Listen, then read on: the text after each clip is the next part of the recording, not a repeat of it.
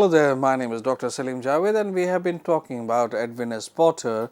We have talked about the life of an American fireman and now we are talking about the Great Train Robbery and how style-wise there was a departure from 19th century style of theatre and how cinema started moving away from the shackle of theatre or other forms and started gaining a very independent shape and with very unique qualities that I'll be talking about.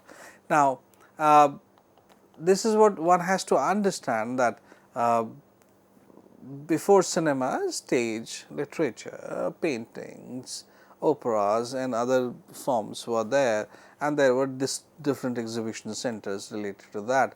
And as I was saying that up till this point 1903 or at least 19th century, maybe quite late also for that matter, that the sort of belief that if you have started something in theatre, you really have to finish it. And once you start something, finish something, then you are allowed to start a new scene. But this is something which very interestingly was changed in the Great Train Robbery. Now, despite the steam intercut, like you can see it, despite the steam intercutting of the life of an American fireman, which was like the life of an American fireman and Great Train Robbery both were released in 1903. This marked the inception of a genuinely cinematic narrative language, as it proposed that the fundamental signifying unit of film, the essential unit of cinematic meaning, was not the scene. Now, please read it carefully. Was not the scene, as in Méliès, nor the continuous, unedited film strip as seen in the early Edison and Lumiere shots, but rather the shot of which, as Griffith would later illustrate, there could be a virtually infinite number within any given scene. If you have read and note down these two slides, trust me, you start understanding cinema better. Now, when you appear for many government exams, especially NET and many other similar exams, sometimes there is a very interesting question: what is the smallest unit of cinema? What is the smallest unit of cinema? If you are an ardent believer of early cinema, chances are that you will miss the answer. But if you have seen this specific CEC video, chances are that your question will not be wrong. So let me explain you how it works, how cinema works, how Edwin S. Potter became so important, why D.W. Griffith became so important. So what George Méliès did, Edwin S. Potter brought it up. What Edwin S. Potter did, D.W. Griffith brought it up. What D.W. Griffith did, Soviet montage, they were the parallel, and then different film cinematic movements start across the world. So this is what the chronology is. I mean, obviously it's not a formal chronology. Nowhere in any cinematic book you get to read this sort of a division that I've just made for you. But this is how it is actually. Somebody will someday make this sort of a division also, but this is how it works. Now, let's understand cinema for that matter, for this specific thing. Now, why a trip to the moon is important? Because obviously there is a new track opened because of that film. Why the life of an American fireman is important? Because it is a wonderful mix of found footage and obviously the film. Now, why the Great Train Robbery is important? Obviously, I gave you a reason or two. But for the first time, Edwin S. Potter realized, he realizes, or he realized, that till now, in fact, even Edwin S, even George Millier also, for them the smallest unit was scene, or for that matter, yeah, scene, yes, sequence will be longer. Whereas Edwin S. Potter was able to find, not very, he was able to find, discover, realize, but not refined. That is what I am saying. What Edwin S. Potter did, D.W. Griffith enhanced on that.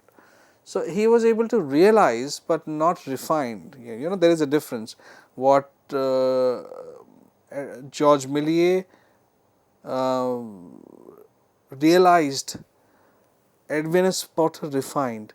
What Edwin S. Potter refined, realized, that is what D.W. Griffith refined. So, this is how the chronology is. Now, what Edwin S. Potter was able to understand, that there are two very unique things, not this, I mean this, they are not written the way I am going to speak. There are two very unique things that Edwin S. Potter was able to discover. One, that I can start a scene without finishing the previous scene, which was not even thought of before him, because obviously there was an influence of theatre, and in theatre you have to finish one scene and then you have to move the next scene. So, he was able to move, or he was able to carry forward without finishing one scene, which was very revolutionary. And second, he was able to realize that the basic unit of cinema is not scene, it is shot. Now, this is also very different sort of understanding, that what is called a shot, what determines the duration of a shot, how do you decide that my shot has to have this, and how much will it take, how can I do a calculation of it in my pre-production stage, what should I do to reduce time, what should I do to enhance time, what is the best camera angle, what is the best lens that I should do, what is the distance between camera and the actor, what is the movement of the camera. So, there are like unimaginable possibilities the moment you say shot. Now, you know, when I started talking about it, there were at least 15-20 options even I gave, just thinking, it was very lucid sort of a thinking, and I was able to give you 15-20 options myself. So, so what is the relationship between shot and scene? What is the relationship between scene and a sequence? And what is the relationship between sequence or many sequences and a film? Now, if you really want to write it down, I must say that you should write it down the way I am saying it. I really, I thought of talking about it at some other point, but I think now is the best time. So, the first question that you should ask is, what determines the duration of a shot? This is very important question. I think it is one of very simple but very crucial and very important question, that what determines the duration of a shot. Now, the answer is that the content determines the duration of a shot. Now, the next question is, what is content? And the answer is, what you want to say through shot is the content. Now, the only thing is, how should I know that what I want to say through the shot? Then the answer is that for that is one of the reasons that we do the script breakdown. Then you can ask me, Salim sir, what is a script breakdown? Then my answer is that I'll take a separate lecture to talk about what is script breakdown, because that is really something that I really have to sit down and I have to prepare some slides and I have to prepare some chits, the way I work. I have to prepare some scripts, and then I'll be able to tell you what is a script breakdown. Now, so this is something that before we start talking about uh, uh, the film, there are a few things: that shot, scene, sequence, and then the film. And the two special qualities that Edwin S. Potter was able to realize, that he can start a scene without finishing the previous scene, and number two, that he was able to reach to the basic unit of the shot. Now, like what now let's understand, if we can, this is what you can see on your screen, that these are connected by straight cuts in the following sequence. Now, the scene number 1 says, now please understand, I am saying scene, we will be talking about shot also. Now, the scene says, this is how the film starts, interior of the railway telegraph office. Two bandits enter and binds and gag the operator while the moving train, visible through the office window, Sacramento that I am talking about, comes to a halt. Now, this is the first scene. When the film starts, this is what we see on screen, which is an interior shot. Now, scene number 2 says, which is again an exterior shot, it says railroad water tower, the other members of the gang board the train secretly as it takes on water. Now, the third scene says interior of the mail car with scenery rushing by through an open door, the bandit breaks in, kills a messenger, seizes valuable from a strong box and leave. Now understand these things, what is happening, that film is simultaneously moving between interior and exterior, and there are some staged action happening, which is a very common characteristics of 19th century cinema, and there are some exaggerated movements happening, which is again one of the characteristics of 19th century cinema. Now, when you talk about scene number 4, what is happening in scene number 4? Coal tender and interior of the locomotive cab. Now, the interior of the locomotive cab, the bandit kills fireman after a fierce struggle through his body, throws his body off the train and compels the engine to stop. And in scene number 5, exterior shot, interior exterior, the intercutting between interior and exterior, and one after another, no fade, no dissolve, straight cut. Exterior shot of the train coming to a halt and the engine uncoupling the locomotive. Now, when you see these scenes, then you realize that, then again scene number 6 says exterior shot of the train as the bandits force the passengers to line up. I mean, this is a beautiful exterior scene where train is in the background, all the passengers are asked to get off the train. They line up along the track and surrender their valuables. One passenger, now this scene is interesting, one passenger attempts to escape, runs directly into the camera lens and is shot in the back. I'll be picking up this specific shot when I'll be talking about the last shot of the film. And the interesting part of this last shot is that can be the beginning as well as the end of the film. Now, this is something, breaking the third wall or breaking the fourth wall, whatever. If you are an actor, if you are a magician, so according to your choice, there is a third wall and fourth wall. And scene number 7 says the bandit board the engine and abscond. Now, scene number 8 says the bandits stop the engine several miles up the track, get off and run into the woods as the camera tilts slightly to follow them.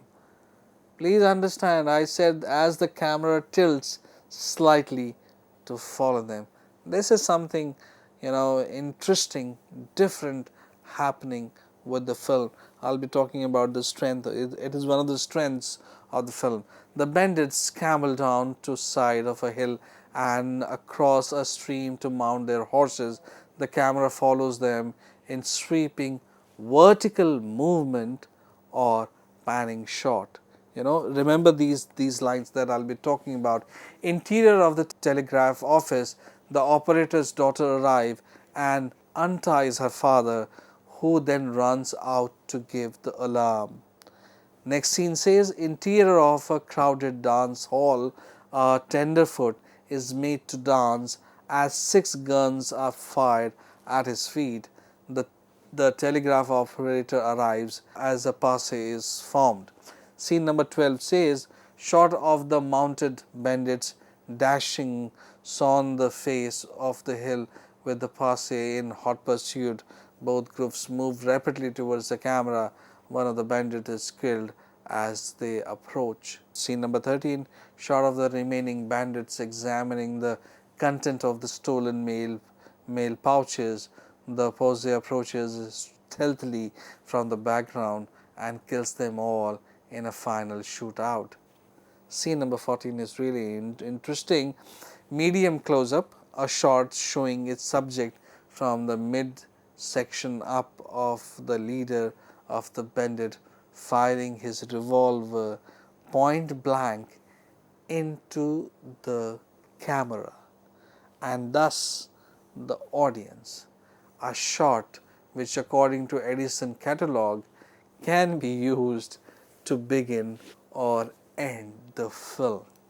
Now, this is what this entire film is all about. Now, when you see this film, this is, as I say, it is available on YouTube. You must see that film.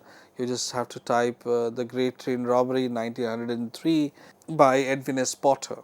You will get the film. Now, when you talk about this film, tilting, as I said, is used. Sharp cutting, intercutting is used. Theater and live location both are mixed, not like that balloon which is created in the life of an American fireman. It is straightforward, and what makes editing, continuity editing is one of the important aspects. And then you have firing that, like suppose I am the boss of the bandits and I have a gun and I start firing straight in the camera like this. This is actually the scene. So it is like as surprising as the arrival of the train. People saw that train will crush them, so they started running off the exhibition center. In the same way, person comes and holds the gun in front of the camera and start shooting. So a lot of people realize that as if they are being shot at. So that is one of the qualities of this film.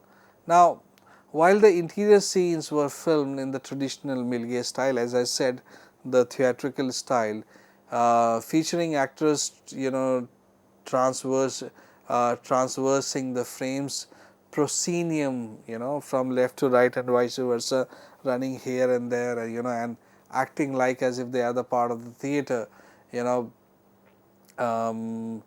but there are some specific camera positioning in numerous exterior sequences that is what innovative and dynamic. On the contrary, by creating a continuity of dramatic action from 13 distinct shots, excluding the concluding close-up, Potter demonstrated that the narrative framework of cinema need not adhere to the conventions of cinema, needed not adhere to the conventions of established theatre, which mandate the unities of time and place, but could and should be organized according to the principles fundamental to the film itself. Now, D.W. Griffith and others subsequently redefined these principles, yet Potter had identified the fundamental truth that cinematic narrative relies not on the positioning of object or actor.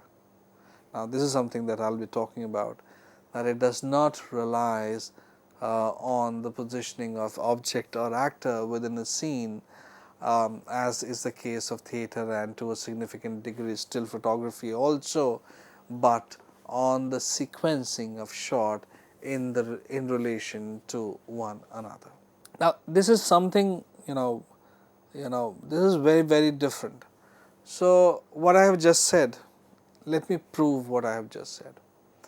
So, if you are watching this video, are you worried about my position, for that matter, which is fixed at this point of time, or once I am placed, the composition of the frame is good, it's soothing, my shirt and background is matching, there is a synergy between my shirt and the background.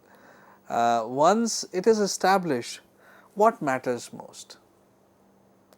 The content that I am talking about, my lecture, the material of my lecture matters the most.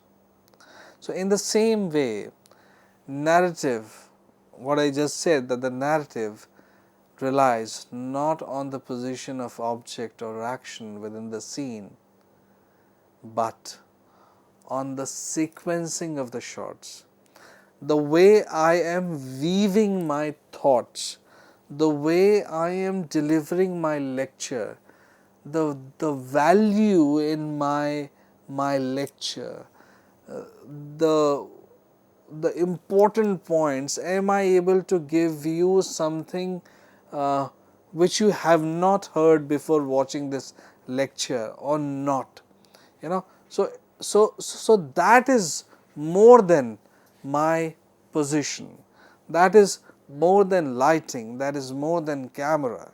There is a Gestalt theory. I urge that you should read Gestalt theory, and it says one very beautiful thing, that the sum of all is more than the sum of it. Now, when I read it for the first time, obviously I read it 5-6 years back. It's a psychological theory. They were the psychologist. So, and it is used in cinema, it is used in painting, pictures, advertising, PR, lot of other things also. So, it says that the sum of all is greater than the sum of it. So, it is like if I have 10 different apples and I put them the sum of all, so the sum of all is 10. So, the sum of all is the greater than the sum of it. This is something which is true actually. When you think it at a deeper level, then you realize, oh yes, in fact this is the truth. Any truth that you have known before is just part of the truth. So, the sum of all is greater than the sum of it. So, that is what exactly it is. It is that though mise-en-scène, the whatever is arranged within a frame, it has been deliberately arranged, and the way logically it has been placed, all the elements have been placed logically. So they are basically part of the mise-en-scène.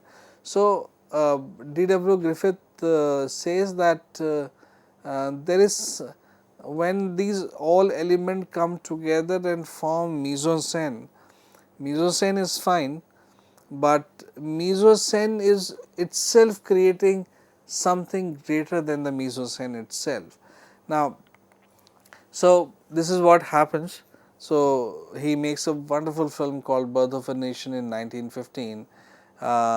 But very interesting observation is that the film goers are not interested in whatever I have talked about.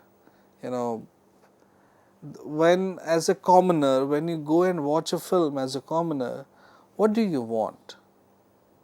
As a commoner, you want to be entertained.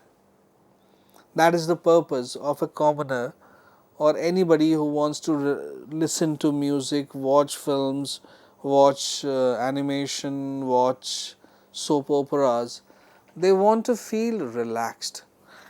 They want to enjoy, they really want to be impressed, they really want to learn, whatever your purpose is.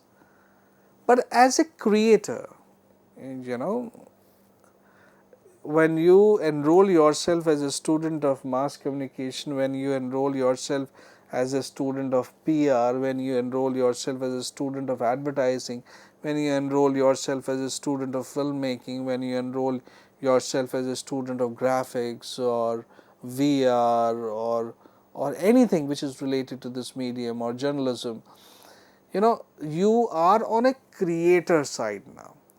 Now, a commoner, a person who buys a ticket, go watch a film and buys a subscription and watch any program, he is not bothered about what is mise-en-scène.